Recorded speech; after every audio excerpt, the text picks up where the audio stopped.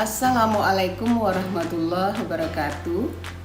Jumpa lagi bersama saya Marlina, mahasiswi Pasca Sarjana Magister Administrasi Publik Institut Ilmu Sosial dan Manajemen Setiami. Pada pembahasan terdahulu, kita telah membahas terkait dengan materi kepemimpinan dengan judul Pemimpin yang Efektif. Kali ini kita masih membahas terkait dengan kepemimpinan dengan judul yang berbeda, yaitu Pemimpin Perubahan. Jika kita melihat definisi kepemimpinan, sudah banyak dibahas oleh para ahli terdahulu. Namun kali ini saya akan mengintisarikan definisi kepemimpinan. Intisari pengertian kepemimpinan adalah kemampuan yang dimiliki oleh seseorang untuk mempengaruhi orang lain dalam mencapai tujuan organisasi yang sudah ditetapkan. Adapun definisi pemimpin perubahan, yaitu seorang pemimpin yang memandang kondisi saat ini sebagai suatu tantangan atau permasalahan yang harus diselesaikan oleh organisasi. Dalam memimpin suatu organisasi, seorang pemimpin harus memiliki kemampuan-kemampuan sebagai berikut. 1.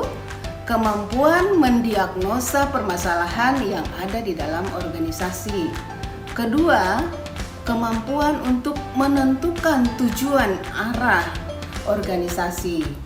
Yang ketiga adalah menentukan langkah-langkah yang harus dicapai untuk mencapai tujuan tersebut.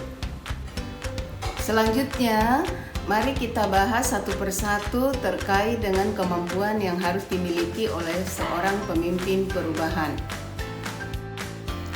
1. Kemampuan mendiagnosa kebutuhan organisasi.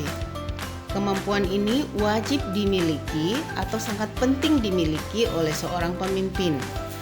Ketepatan dalam menentukan kebutuhan perubahan organisasi sangat menentukan efektivitas penyelesaian permasalahan atau tantangan yang dihadapi organisasi. Kedua, kemampuan menentukan tujuan perubahan organisasi. Kemampuan ini sebaiknya dimiliki oleh seorang pemimpin perubahan untuk menentukan tujuan perubahan organisasi. Tujuan perubahan organisasi yaitu untuk menciptakan organisasi yang sehat dan mempunyai kinerja yang tinggi.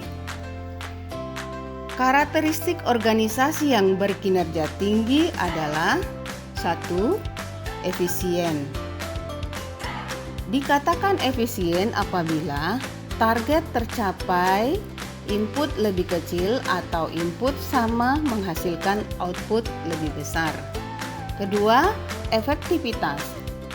Yang dimaksud dengan efektivitas adalah apabila outcome organisasi merupakan hasil output yang dihasilkan. Dan yang ketiga adalah akuntabilitas. Dikatakan akuntabilitas apabila terjadi kesesuaian atau kepatuhan terhadap peraturan yang sudah ditetapkan menyangkut input, proses, dan outcome. Perubahan organisasi harus fokus pada ketiga karakteristik tersebut, namun tidak harus ketiga karakteristik tersebut tercapai. Bisa fokus pada hanya salah satu atau dua karakteristik saja. Dan apabila bisa tercapai ketiga-tiganya, maka itu akan lebih baik. 3. Yaitu kemampuan menentukan langkah-langkah.